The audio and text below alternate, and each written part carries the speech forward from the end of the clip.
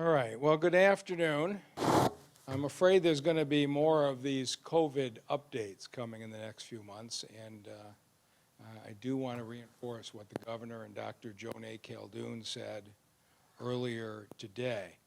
We've had success in Detroit. We're going to talk about that, but we are at greater risk, and the numbers are starting to go up, and we're going to be talking about it more and more. We wish we could have gone back to February of last year, caught everything early, and we'd have had far less tragedy in March or April. This time, we have a chance to catch it early. And so the slide that's showing here on the COVID deaths, we've had enormous success. And right now, last week, we didn't lose anybody, but that's going to continue to be something we keep an eye on. But some of the other indications are much more concerning. This is today's New York Times hotspot map. And the redder it is, the more intense the infection rate in the country. And you can see right now, much of the Midwest is red hot. Wisconsin, parts of Indiana, Illinois, the western part of the Upper Peninsula are seeing really shocking infection rates. If you look down in the area of Detroit, we've got one of the lowest infection rates anywhere, but you can't have this kind of spread and not be at risk. And we're going to continue to talk to you about this before it hits. What we have done so far has been successful. And so this is the 7-day average of people who are testing positive for COVID. Detroit, we had a 2.2% rate. In the western suburbs, they were more than double that, 4.6%. In Oakland County, more than double that at 4.5%. And in Macomb County, more than triple that rate at 7.1%. If you drive around the region, you'll see it. People in Detroit are wearing masks. They're taking this seriously. They're distancing. You drive through the suburban communities and people are out without masks. I don't have any idea at this point how you cannot understand the information, but we can control the spread. And if you look what's happening across the state, 4.9% across the state of Michigan, more than double Detroit's rate. Detroit remains an island in these soaring infection rates, but there's no wall around the city. We're not going to remain an island if we don't stay vigilant. But look at the rest of the state. Grand Rapids is running a 5% rate, Kalamazoo almost 7%, Upper Peninsula almost 7%. Some of you may remember there was a road commissioner up in Traverse City who talked about Detroiters in very vile language, saying they had restrictions in Traverse City because of people in Detroit. Now the infection rate is far greater in Traverse City than it is in Detroit. And so we have to talk about what's happening. The reason we're low is because of the steps we've taken. We're not seeing spread in our schools. We're not seeing spread in our restaurants. We're not seeing spread in our casinos. We're not seeing spread in our auto plants. All of those areas are infection rates at or below the city average. We know where the spread's occurring.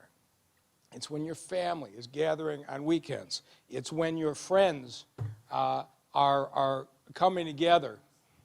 So this thing thinks I said, "Hi, Siri." Okay? I'm not sure what I said, but it had to sound like that.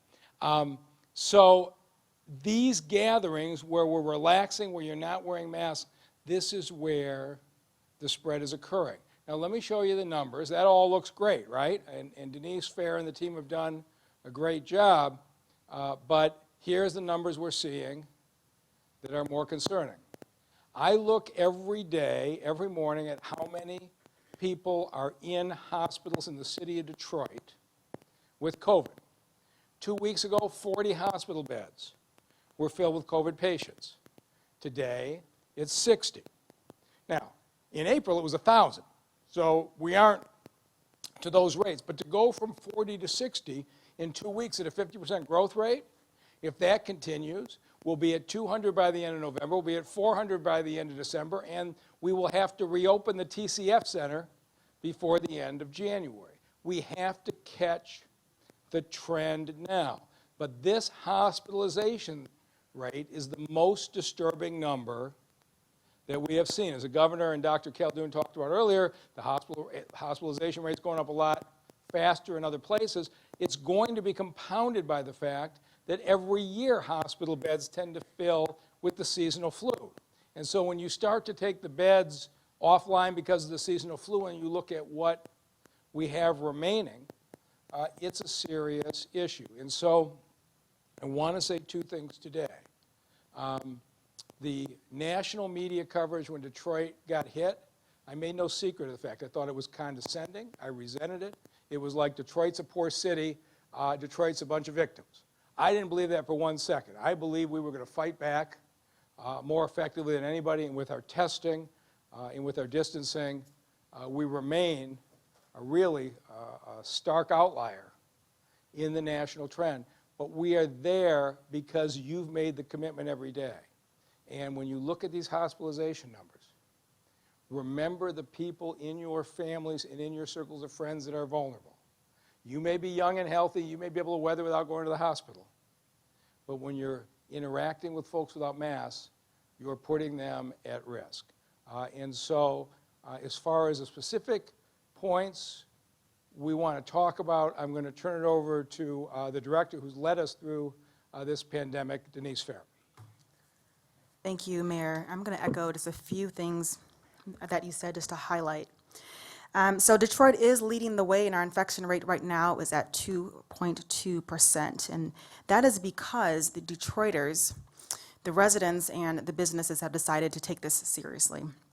And so we are not on an island, and so if you look at the data that was just presented by the mayor, the surrounding infection rates are almost more than double than where we are in the city of Detroit. And those infection rates will likely spread to the city of Detroit unless we double down on wearing our mask and practicing social distancing and doing what we're currently doing right now in order to stay safe. And if we don't do that, we will very well see an uptick in new cases in the city of Detroit. And so we have to remain cautious and not become too relaxed. And I get it. It may be difficult and cumbersome at sometimes wearing the mask, but this is what we must do in order to keep moving forward. The mayor mentioned about our increase in the number of hospitalizations. He's absolutely correct that we are seeing an uptick and our daily case counts are increasing, and we are heading in the wrong direction. And so again, given the infection rates that we're seeing in the surrounding areas, I am now sounding the alarm. And so winter is coming. And as we prepare for moving outdoors into the indoors, we need to remain cautious. And so the holidays are approaching, the pandemic is far from over. And so I'm encouraging everyone to do their part to limit social interactions as much as possible. We know that viruses spread a lot more or a lot greater in large indoor gatherings. So this means you will need to rethink Thanksgiving this year. And likely Christmas dinner as well is going to be different. And on a personal note, every year for the last 70 years, my family has celebrated Thanksgiving together. This year, it's going to be virtual because we have decided to put our family first and we decided to stay safe. So if you are going to have an indoor gathering, and again, my recommendation is a small outdoor gathering, but if you are going to have an indoor gathering, please remember the executive order, which is to not have no more than 10 people in a small gathering indoors. Also, consider opening the windows to help increase ventilation. And finally, always wear a mask. Practice social distancing, wash your hands, and if you do not have soap and water, you can use hand sanitizer.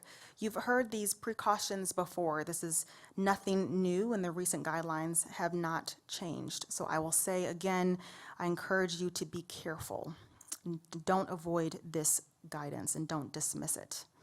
At the health department, my team enforces these guidelines and reviews the daily case counts to watch for trends to make sure that you as a resident are protected.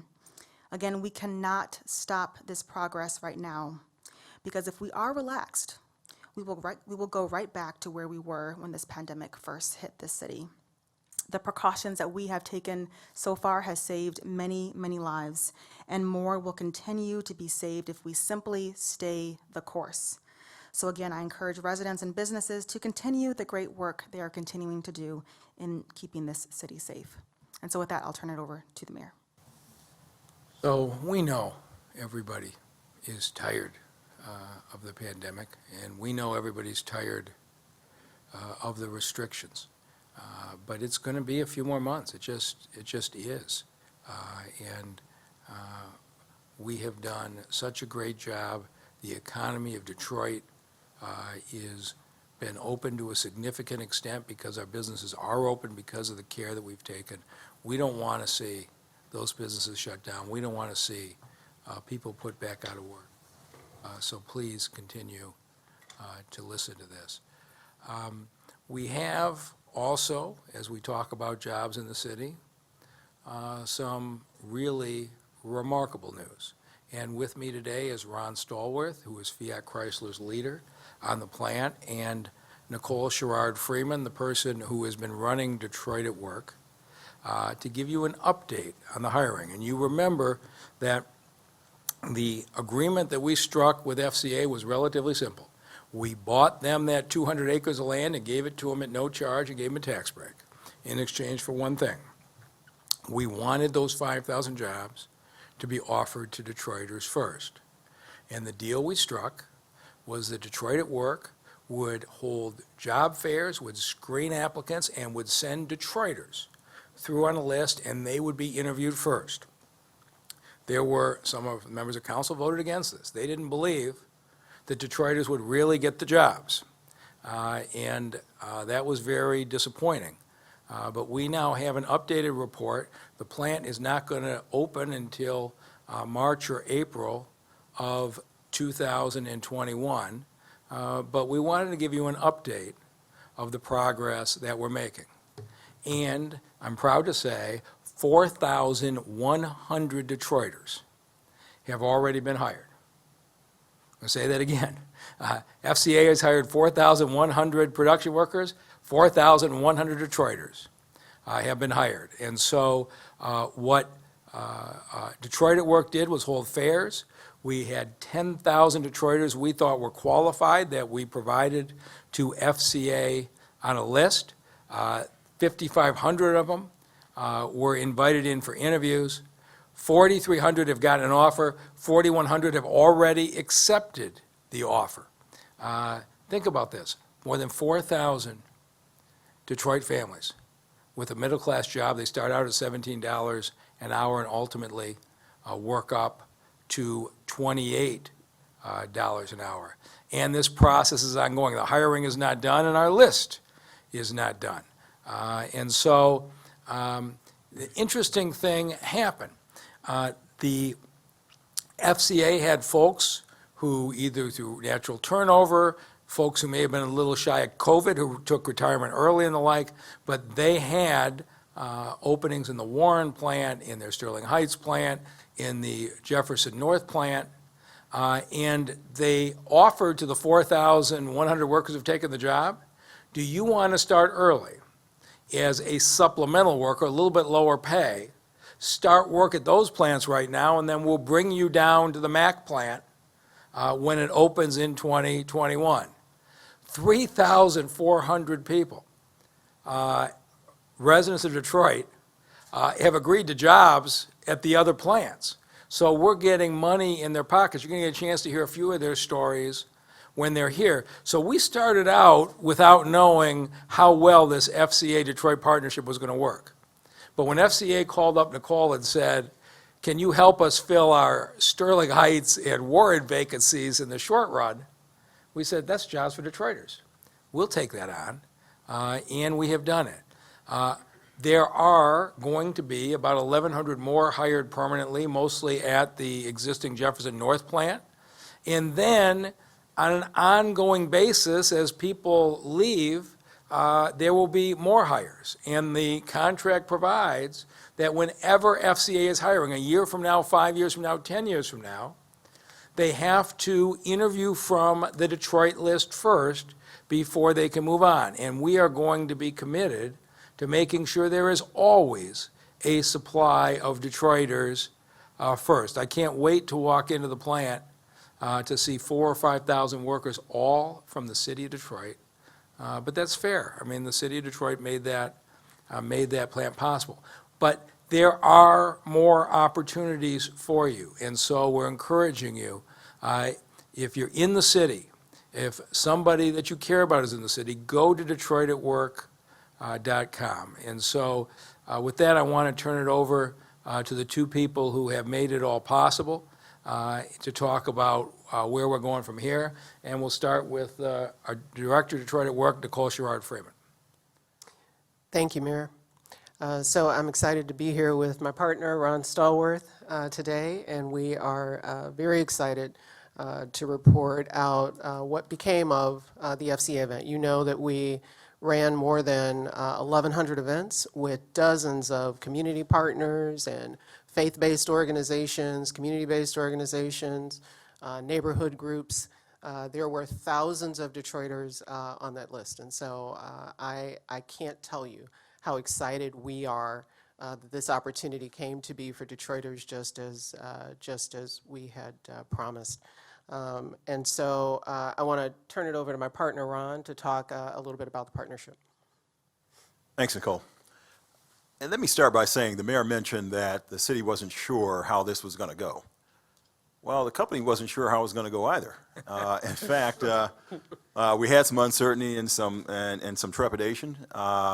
We're spending $2.5 billion on the east side of Detroit, split between two facilities, the Detroit Assembly Complex MAC, that's a commitment of 3,850 jobs.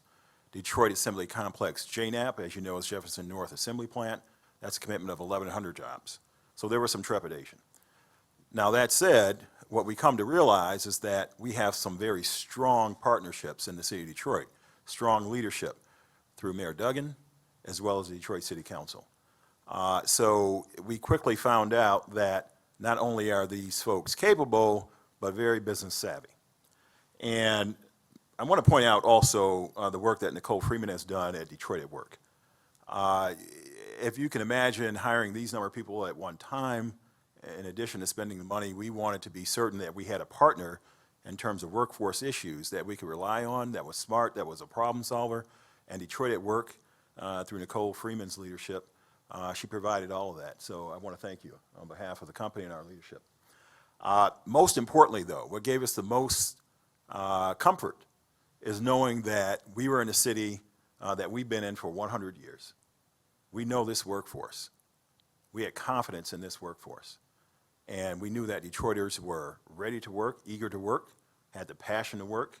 And that was very exciting and very comforting as we undertook this endeavor. So I won't go on, but just to say that we do have 3 employees here that can bring this home to you in a real sort of way. We have David Johnson, Michael Kalani, and Dejanay Edwards. So we probably would start, if I can turn it over to David Johnson. Yes. And David, why don't you, if you could, relay what your experience was like in terms of interviewing, and then what the opportunity means to you. It was very easy. I went to Detroit first work and did the interview. And 3 weeks later, I got a call to come in. Went in, did the assessment test, and a month later, I got a call to come work. This means everything. I can really take care of my family now. Being a part of history, this is the Motor City. A lot. I could probably help others, do a lot. That's it. So have you started at one of the temporary sites? Yes, I'm at Warren Truck right now. Yes. Before, I was just running around cleaning up for a company. It was okay, but it wasn't nothing like what I'm doing now. It's a very, very, very, very good job I got now. I'm very appreciative of it, and I want to thank Detroit and FAC for the opportunity. All right, you're not going to move out of the city with this newfound success, are you? No, sir, I'm here for life. All right. Fantastic. Good afternoon. My name is Michael Kiliani. I'm originally from Miami, Florida. I moved up here with my wife and daughter about 5 years ago. I wanted to join FCA when I learned they had job openings for Detroiters because for my entire life I've dreamed about having a union job. I understand unions have their issues just like any other political organization, but as a student of political science, I also understand that unions are a net benefit to society. Unions fight for the good of communities, and communities are the bedrock of a healthy political system. I learned about this opportunity shortly after I lost my previous job, which, while not in a manufacturing position, was at a large warehouse facility processing produce. This position was brought to my attention while looking for work through the Detroit at Work program at my local unemployment agency. The interview process was relatively simple and straightforward, though it was delayed due to the current COVID crisis. It consisted of a short in-person interview and a basic physical test of your abilities to follow instructions and perform basic tasks. I was then offered supplemental employment at the Warren Truck Assembly Plant to bridge the gap until the Mack plant opens. I gratefully accepted this offer, both as an opportunity to make money in the short term while also building needed skills for the eventual Mack opening. This is a game-changing event in my life, not just because it's a well-paying job, but also because it will allow me to develop skills necessary for the new plant and that I can transfer to other parts of my life. Compared to other jobs I've held, of which I have had many, I have never encountered a workforce that is this happy and well cared for in my entire working life. That's what I've got. All right. Well, we're glad you had success. Thank you. Ready? State your name. My name is Dejanay. I'm 25. I previously worked for Amazon. I immediately transitioned to FCA once I received my offer, well, my supplemental offer. I was told to immediately accept the supplemental offer, and then once I go to Mac, I can take the full-time offer. I'm Detroit born and bred. I heard about the opportunity on the news. I went through Detroit at Work, took my assessment, waited for my interview. I had my interview at Mac plant, and it was just a great experience, a great opportunity. I appreciate it, and I would definitely tell everyone to apply for FCA. So these are the stories of 4,100 Detroiters in the last several months. What has happened now is that Detroit at Work has become a major competitive advantage when I'm trying to recruit companies here, and we are recruiting every day against Chicago and Indianapolis and Pittsburgh and Columbus and Cleveland. But what we're saying is we can help you fill your positions. And we're going to have a number of other smaller manufacturing companies announced in the coming months. And the big factor in each one of them is that we have a Detroit at Work system that can fill your workers. And so when we went to pitch Amazon, and Dejanay, which Amazon distribution center did you work at? Livonia location. In Livonia. So you, what, a half hour or so to get to work? I live on the west side, so maybe about 20 minutes. Okay. So you had to leave the city to get to work. And all of the other Amazons, the Livonia, the Romulus, the Shelby, they got big tax breaks from the suburbs to locate there. When Amazon came to talk to us about the fairgrounds, I said to them, we're not giving you any tax break. What we will do is we'll be your partner in helping you recruit Detroiters to fill these jobs. And that process is probably not going to start until a year from now, at least not for the Detroit site. But already, Nicole Sherrard-Freeman and Amazon are planning together how to do it. It's not too early for you to get in the process and get on the list. And with that, I'll turn it back over to our director to talk about what we can do to start getting on the Amazon list early. And before, I'm sorry, I should say this. I have to give a big thank you to Detroit City Council. Councilman Roy McAllister and Scott Benson, who walked the neighborhoods, and the neighbors overwhelmingly supported this. That may not have come through in the media, but I was in the backyards, in the neighborhoods, and the neighbors to the south and the east overwhelmingly supported this. Councilman James Tate, who shepherded this through the process, and Janae Ayers, Gabe Leland, and Andre Spivey, who didn't hesitate to fight. Had we not landed this, those 1,200 jobs would end up in Rochester Hills instead of in Detroit. I have no idea how anybody who was against this thought Detroiters were going to benefit if those 1,200 jobs were in Rochester Hills. But now, even in the 24 hours since City Council approved this, we're already into intense conversation with Amazon about how to do what we did for FCA. They are totally fascinated about the way that we recruited and identified more than 4,000 FCA employees in this short period of time. And Nicole, why don't you talk about what's going on with Amazon and what people can look forward to? Sure, thank you, Mayor. So, yes, we've been in multiple conversations with Amazon over the past few weeks about how we can work together. Their commitment is to collaborate with us, and the more we learn about them and the more they learn about us, the more we see how that's possible. And so just a minute to the mayor's point about City Council voting to approve this. What was approved yesterday will result in 1,200 jobs coming to this brand-new Amazon facility that will be built at the State Fairgrounds. And these are $15 an hour jobs, $15 an hour plus benefits. And what Amazon will tell you is that most folks end up making more than $15 an hour because of the overtime and the shift differentials. So what we have is an opportunity, as the mayor said, to get a job that puts you solidly on track with a middle-class income. These are entry-level jobs. They don't require any experience. You have to have a high school diploma. You have to take a quiz to show that you can sort things, but it just helps them determine which position is best for you. They are background-friendly jobs. As the mayor said, they'll start hiring about a year from now.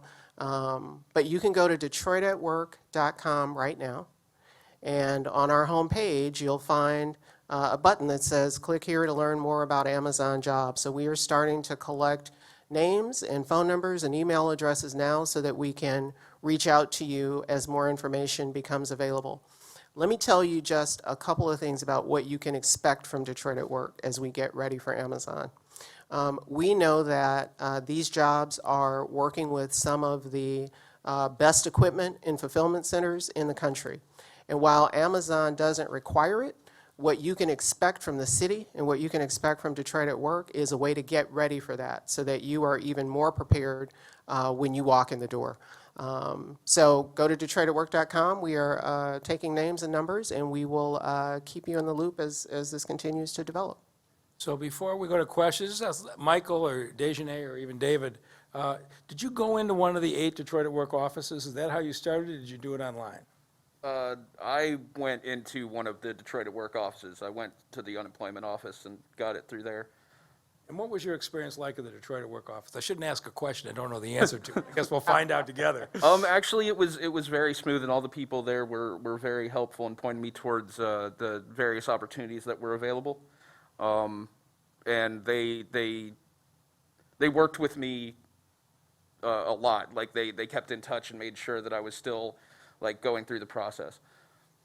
Dejanay, good experience, bad experience? I went online, but I did have a chance to go into one of the offices because I needed some help. And they were pretty helpful. They helped me with everything, and they explained and, made sure I got everything I needed in.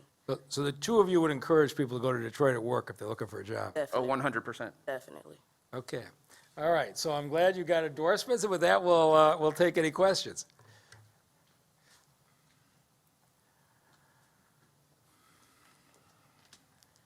Hi, Annalise Frank with Cranes. Question about the Detroiter jobs at FCA. So 4,100 Detroiters have been hired, and the number of Detroiters the number of jobs that are eligible for the Detroiter first requirement is a little bit less than that 5,000, correct? So I'm wondering, is there a chance that these 4,100 Detroiters may not all be able to be placed at these plants, and if so, what would happen? How would that kind of work out? I know it depends on the number of UAW workers, and I'm honestly not sure what that is, so maybe there is room for all of them, but yeah, wondering about that. Fortunately, you sort of answered a question for me. Oh, I did. And Okay. to the extent that we're still working on the mix and the spread in terms of where our entire workforce will be. As you know, the obligation with the city of Detroit at MAC is 3,850, is 3,850 jobs, and thus far we have made offers that exceed that number. And when MAC comes online at the end of first quarter of next year, we'll have a better sense of exactly what the solid numbers are related to our facilities in Macomb County, City of Detroit, and other facilities. So someone who got accepted for a job who doesn't make it into that number of MAC employees, how long might they expect to be waiting for an opening at JNAP? For an opening at JNAP. So That makes the sense. obligation at JNAP is for 1,100 jobs. Yeah. And we will have the MAC facility up and completed in terms of construction and running, and then we'll turn our attention to JNAP. And so we know that the workforce that has been identified, or the candidates that have been identified by Detroit at Work, will still be in the pipeline in terms of applying for positions at JNAP. Okay, but I guess the question is, how long might they be waiting, or is that just undetermined as of yet? Yeah, it's undetermined at Okay. this point, yes. Okay, all right, thank you. And then on the Amazon deal, do you still expect the property purchase to close October 30th, or do you Yes. expect that to be delayed? Okay, Yes. even though council passed it a little bit later than anticipated, I is that think, correct? as of this morning, they were still planning on an October 30 close. Okay. And then,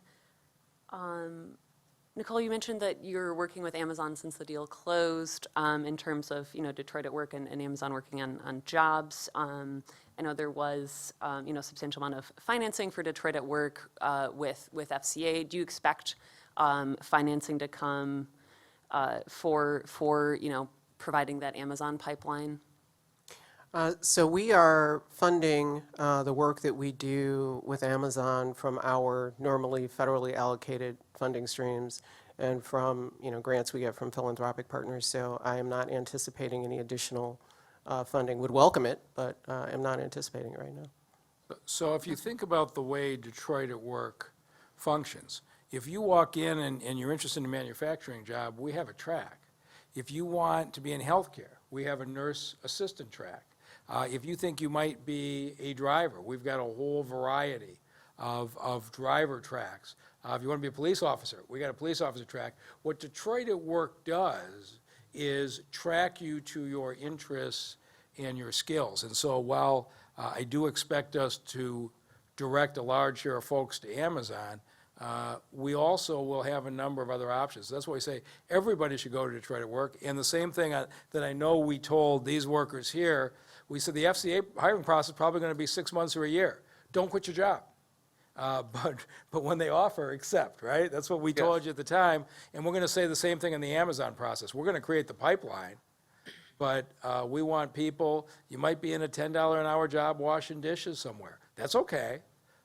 Keep that job until you're ready to step into the next job. And that's what Detroit at Work is doing. All right, thank you.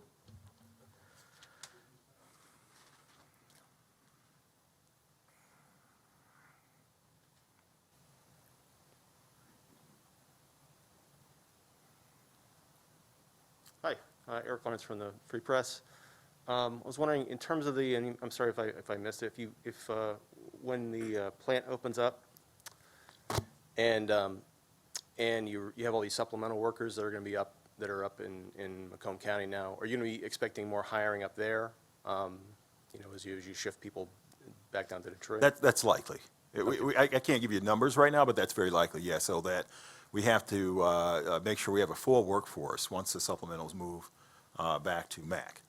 So we will probably backfill those supplementals, yes. Okay. And just in terms of the COVID impact on production, is that why the plant is opening in a couple of months, or is that on track right now? So the plant is, for the most part, it's on track. I can't say for sure that, well, let me just say that COVID didn't set us back as much as we had thought. We kept things moving. So we're still on our timeline with regard to production. Okay. And any expectation of additional expansion in Detroit, or? Not that I'm aware of, no. Okay. Thank you. And Mayor, can you talk a little bit about the competition with other cities now in terms of, Detroit work and, where do things stand? Well, Ron was in the room. They cut to 5 cities on the FCA plan, and we were the distant 5th. Then they cut to 3, and we were the distant 3rd. And we kept hanging on by our fingernails until we put the package together. And it was the workforce, I think, that put us over the top. But I had a group in the construction industry looking for 150 manufacturing jobs, was in here 2 weeks ago, came down to us in Indianapolis, and they had quite an incentive package in Indianapolis. And I said to them, look, we'll match Indianapolis's incentive package, but we're not going to undercut it. We're not going to have you come here because we gave you the best tax breaks or the cheapest deal. We'll match what they've got. We want you to be here because you believe Detroit is the right place for your company. And they focused on Nicole and Detroit at Work. Company has told us they've decided. They're coming to Detroit because they think Detroit's the right place for the future of their company. I'm selling that all day long. It's what I sold Amazon on. If you'd have told Amazon a year ago they were coming to Detroit, they would have thought that was far-fetched. Now they look at, you can hear them on the radio now. They're offering bonuses to fill jobs. They see the ability of Detroit at Work to help them fill those positions, and all of a sudden, you'd rather be in Detroit. I had a couple, one in particular, we landed on the east side that was going to go to a suburban community and wanted to know if we would help them fill the jobs. And I told them, go ask the mayor of that community to fill your jobs for you. They picked a site on the east side of Detroit. So Detroit at Work is now becoming probably our single best competitive advantage in landing large employers. And in terms of the transit center, do you have any more details? I don't know that I specifically heard any details about that. No, we've got the plan. We are actually looking right now, as a result of James Tate and the council, they wanted us to look at whether we could potentially incorporate any of the elements of the historic buildings into the transit center. Now, you can't make a coliseum into a transit center, but could you incorporate some piece of the building? Could you recognize the history and the like? We're intensely looking at that right now, but the transit center will be very close to the location we cited, and the only question we have right now is, could we potentially use elements of the historic buildings in building the transit center? Thank you. Any other questions? All right, thank you all very much.